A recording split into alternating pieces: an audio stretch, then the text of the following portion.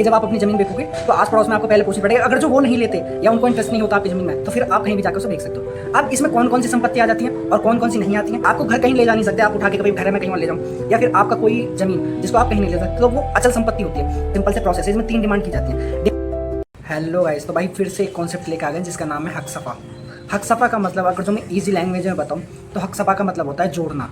जैसे सपोज आप अपनी ज़मीन बेच रहे हो और आपको चाहते हो कि भाई ज़मीन मैं जल्दी जल्दी बेच दूं, तो इससे पहले कहीं ना कहीं अपनी ज़मीन बेचने से पहले आपने अड़ोसी पड़ोसी से पूछनी पड़ेगी कि भाई ज़मीन बेचूं या ना बेचूं। क्योंकि अगर ज़मीन बेच रहे हो तो सबसे पहला अधिकार कहीं ना कहीं आपके पड़ोस का होता है, उसको ही कहीं ना कहीं हम हक सफ़ा कहते हैं। ये एक नॉर्मल लैंग्वेज में मैंने आपको बताने की कोशिश की है कि जब आप अपनी ज़मीन बेचोगे तो आस पड़ोस में आपको पहले पूछना पड़ेगा। अगर जो वो नहीं लेते या उनको इंटरेस्ट नहीं होता आपकी ज़मीन में, तो फिर आप कहीं भी जाकर उसे बेच सकते हो। तो इसको ही कहीं ना कहीं हम हक सफ़ा भी कहते हैं और ये अगर क्रिया अधिकार भी कहते हैं। अगर जो मैं इसके अर्थ की बात करूँ तो अर्थ होता है, इसके अरबी शब्द में इसको सफ़ा कहा जाता है, और अगर जो इसको हिंदी शब्द में उपयोग करें तो इसका जोड़ना मतलब होता है। तो अगर जो इसके सिंपल से मीनिंग की बात करते हैं, भाई सिंपल से इसका मीनिंग क्या होता है, तो अपनी जब भी आप जमीन बेचोगे तो अपने आस पड़ोस में पूछ लोगे। अगर जो आस पड़ोस में नहीं लेते तो उसके बाद आप किसी अजनबी को दे सकते हो। तो ये इसका एक सिंपल सा मीनिंग है जो मैंने आपको वीडियो की स्टार्टिंग बता दिया था। अब इसमें कौन कौन सी संपत्ति आ जाती हैं और कौन कौन सी नहीं आती हैं उसके बारे में एक केस बताया गया। जैसे इसमें गोविंद दयाल बनाम तो जस्टिस महमूद इस केस में कहते हैं कि कहीं ना हक सफ़ा होता है वो केवल अचल संपत्ति को ही बेच सकता है शांतिपूर्ण उपभोग के लिए, जैसे कि वो दूसरों के रहा उस पर ही तहत मालिकाना हक पाने का अधिकार रखता है। यानी अचल संपत्ति क्या होती है? अचल संपत्ति वो होती है जो संपत्ति मूव नहीं कर सकती। इनमूवेबल प्रॉपर्टीज, इनमूवेबल मतलब होती है जैसे घर, आपको घर कहीं ले जा नहीं सकते, आप उठा के कभी घर में कहीं और ले जाओ, या फिर आपका कोई जमीन जिसको आप कहीं नहीं ले सकते, तो वो अचल संपत्ति होती है। उन संपत्ति को ही आप कहीं ना सफ़ा कर सकते हो। तो इसमें यही बताया गया है। अब हक सफ़ा जो होता है वो केवल जो एक्सचेंज करोगे आप प्रॉपर्टी या आप सेल करोगे उन प्रॉपर्टी को ही माना जाएगा।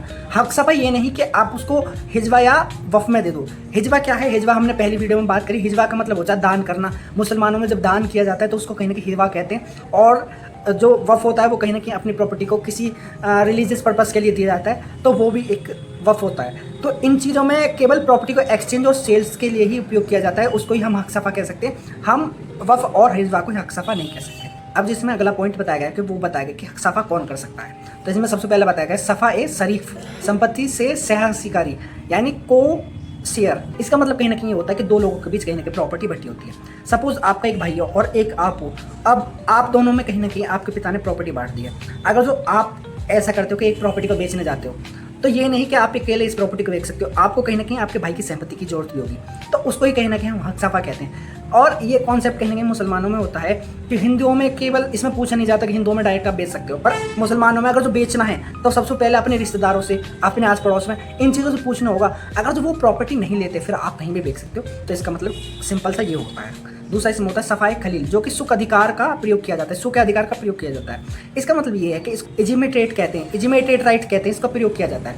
इजिमेटेड राइट्स का मतलब ये होता है कि सपोज कर लो आप किसी ज़मीन पर जा रहे हो, या आप ऐसी ज़मीन पे है जहाँ पे आप अपना रोज़ कॉलेज जाते हो और कॉलेज में जाके बैठते हो, और रोज़ कॉलेज में कहीं ना कहीं आप जाके एंजॉय करते हो, तो एक समय बाद कहीं ना कहीं आप अपने मन में सोच लेते हो कि भाई ये मेरी प्रॉपर्टी होगी और मैं इस पर कहीं ना कहीं हक सफ़ा कर सकता हूँ। या आप किसी एक पब्लिक गवर्नमेंट लैंड पे चले गए और उस पर कहीं ना कहीं आप दावा ठोकने लग जाओ कि भाई ये मेरी चीज़ है और मैं इस पर हक सफ़ा कर सकता हूँ। या कल को आप सांस ले रहे हो तो आप इस पर भी कह सको भाई मैं सांस ले रहा हूँ तो इस पर मैं हक सफ़ा कर सकता हूँ। तो ये ऐसी चीज़ों पर ही किया जा सकता है जो कहीं ना कहीं आपसे रिलेटेड हो, जैसे कि आपके घर से रिलेटेड या आपके मोहल्ले से रिलेटेड, या ऐसी ज़मीन जो प्राइवेट हो, पब्लिक ना हो, प्राइवेट होनी चाहिए। उस ज़मीन पे कहीं ना कहीं आप अपना दावा ठोक सकते हो या आप अपना हक सफ़ा कर सकते हो।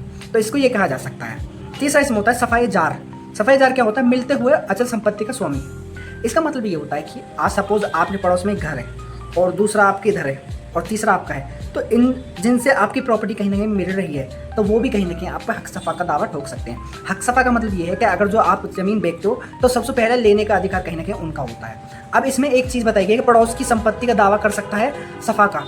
और 44 संशोधन जो हुआ था, 44 में संशोधन हुआ था, जब उसमें 19 का आर्टिकल हुआ, 19 आर्टिकल को कहीं ना कहीं संशोधित किया गया। तो अभी ये आर्टिकल खत्म नहीं हुआ था, तो इससे पहले ये माना जाता था कि कोई कितनी भी प्रॉपर्टी खरीद सकता है और इस पर कोई रिस्ट्रिक्टेड नहीं है।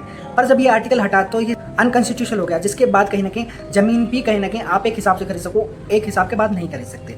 तो ये कहीं ना कहीं तीसरे में बताया गया। सिया विधि में कहीं ना कहीं कोपार्सल वाली जो प्रॉपर्टी होती है उसका ही अधिकार माना जाता है, इन दो का अधिकार नहीं माना जाता। अगर जो मैं सफ़ा की प्रक्रिया की बात करूँ, यानी इसका प्रोसेस क्या है, यानी अगर जो कोई ज़मीन लेगा तो उसका प्रोसेस क्या होता है, तो इसका भाई 3 सिंपल से प्रोसेस है। इसमें 3 डिमांड की जाती हैं।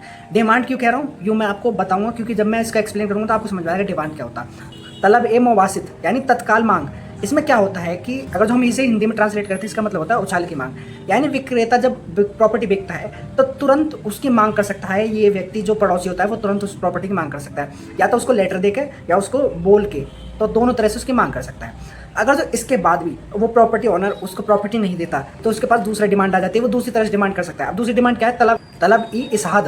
तलब ई इशहाद क्या होता है कि पुष्टि करना। पुष्टि करना क्या मतलब क्या है कि जब पहली डिमांड नहीं मानी गई तो दूसरी डिमांड में क्या होता है, वो तुरंत दो गवाह को लेके आता है और उन दो गवाह के सामने वो कहता है कि भाई मैंने पहले भी इसकी डिमांड की है और अब मैं फिर इसकी डिमांड कर रहा हूँ कि मुझे ये प्रॉपर्टी चाहिए। तो इसमें दो शर्तें आती हैं, वो बताता है कि भाई मैं पहले भी डिमांड की है और अब मैं फिर डिमांड कर रहा हूँ। तो अगर जो इसके बाद भी वो उसकी प्रॉपर्टी को उसको नहीं देता, जो प्रॉपर्टी मांग रहा है उसको उसके बाद भी नहीं देता, तो उसके पास तीसरा ऑप्शन बचता है कि वो तीसरी डिमांड कर सकता है। तीसरी डिमांड क्या होती है? तलब ई तकलीफ। ये होता है कब्जे की मांग, यानी इसमें कब्जे की मांग की जाती है। अब इसमें कब्जे की मांग कैसे की जाती है कि वो जो सामने वाला होता है जिसको प्रॉपर्टी चाहिए, तो वो जो प्रॉपर्टी बेच रहा है उस पर कहीं ना कहीं केस फाइल कर देता है, जिसके बाद ये लास्ट डिमांड अगर जो एक्सेप्ट हो जाती है तो उसको प्रॉपर्टी मिल जाती है। अगर जो एक्सेप्ट नहीं होती तो भाई उसके हाथ से कहीं ना कहीं प्रॉपर्टी चली जाती है। तो भाई ये था आज का पूरा प्रोसेस, जिसमें हमने जाना कोई हक सफ़ा क्या होता है। पड़ोसी की प्रॉपर्टी होती है, अगर जो पड़ोसी बेचता है तो सबसे पहला अधिकार कहीं ना कहीं पड़ोसी का बनता है, रिश्तेदारों का बनता है, और इनका ही कहीं ना कहीं अधिकार बनता है। सबसे पहले इनसे पूछनी पड़ेगी, जिसके बाद कहीं ना कहीं स्ट्रेंजर या अनजान को बेच सकता हूँ।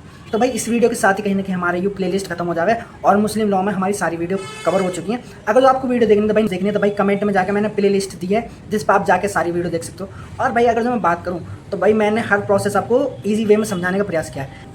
इसके बाद कहीं ना कहीं हम इंटरनेशनल लॉ की बात करेंगे, जिससे मैं आपको सिंपल वे में समझाने वाला हूँ। वो कठिन प्रोसेस है पर इसको समझाने वाला हूँ। तो अगर जो आपको इंटरनेशनल पब्लिक लॉ भी देखना तो उसका भी कहीं ना कहीं लिंक डिस्क्रिप्शन में आप जाकर देख सकते हो। तो भाई thank you so much for watching.